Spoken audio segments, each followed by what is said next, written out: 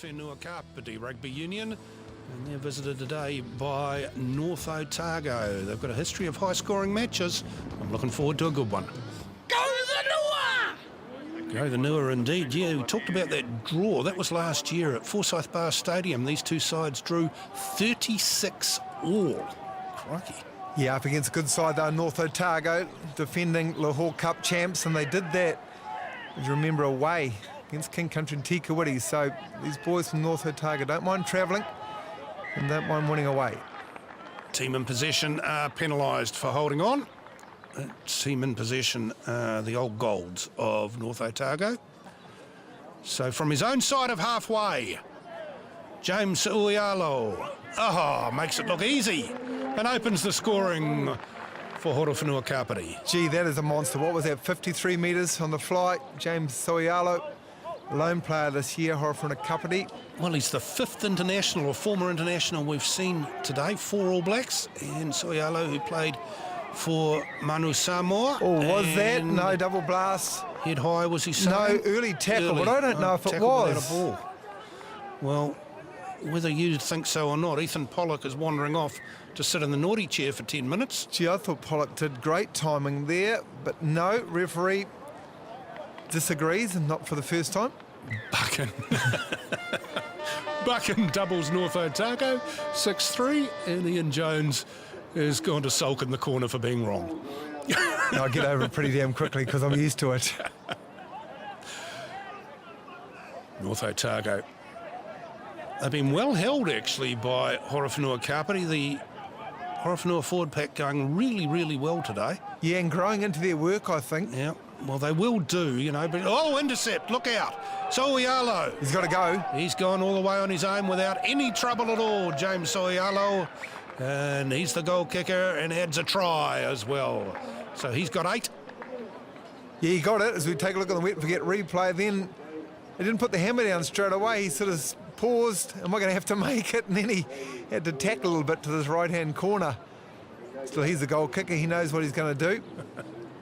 Plays for the Tawa Rugby Club, actually, in Wellington, does James Soialo, but a lone player, as you're allowed in the Heartland Championship. I'm sure I'm right. He played halfback, did he not, for Manu Samoa? Sure I'm right. Here they come. North Otago. There's a gap. Darling, almost. Great line. Gee, that was so sharp on the inside. Brilliant. Smith with his outlet pass.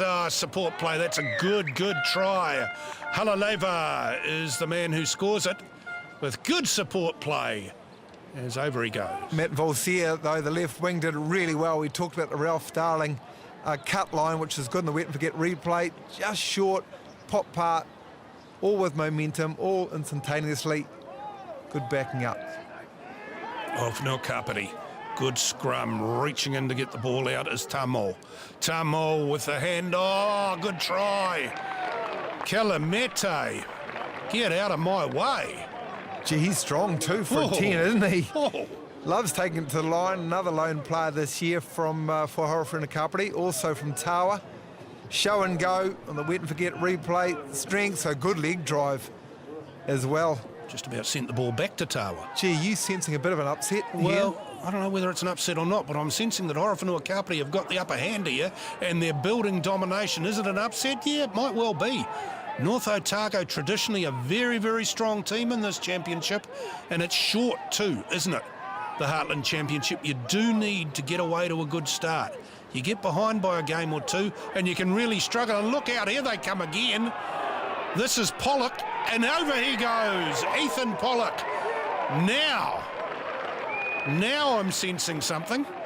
Gee, he seals it. He had spent 10 minutes, if you remember, in the first half on the sideline, Ethan Pollock. But this on the wet and forget replay, he had 2 men on the outside, chose not to use them in the end. Yeah, it was a right call because he had the strength, and I think as soon as he howled, knowing he had those 2 guys on the outside, desperate to get over, he did. Conversion is good. Gee, what a win. Yes, we all said it was going to be close, didn't know which way it might go. Well, it went in favour of the home side, 22-19 Horowhenua-Kapiti. We had a bit of a rev up at half time. We went sticking to our game plan, we went sticking to our structures. So yeah, we got the foot right in, and we managed to pull away with the win. I think one of the key things for today was that we stayed composed for 80 minutes, and the boys are just starting to click, starting to gel. So it's a great feeling. Too much, obviously, because it's the first round, but the bonus points may well turn out to be important, and they were won by Wanganui, Thames Valley and Mid Canterbury, with thanks to their try-scoring exploits in round one. West Coast, Horowhenua and Buller also getting the wins. Bonus points to South Canterbury and North Otago as they lost.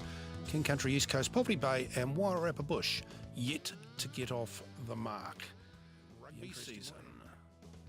East Coast play Wairarapa Bush next week. They travel away. There's some big games in there. West Coast Buller, that's a big game. North Otago, Mid Canterbury. And what about Thames Valley, Wanganui? Two teams who had big wins because they worked hard and got luckier in the first round of Mainfreight Rugby.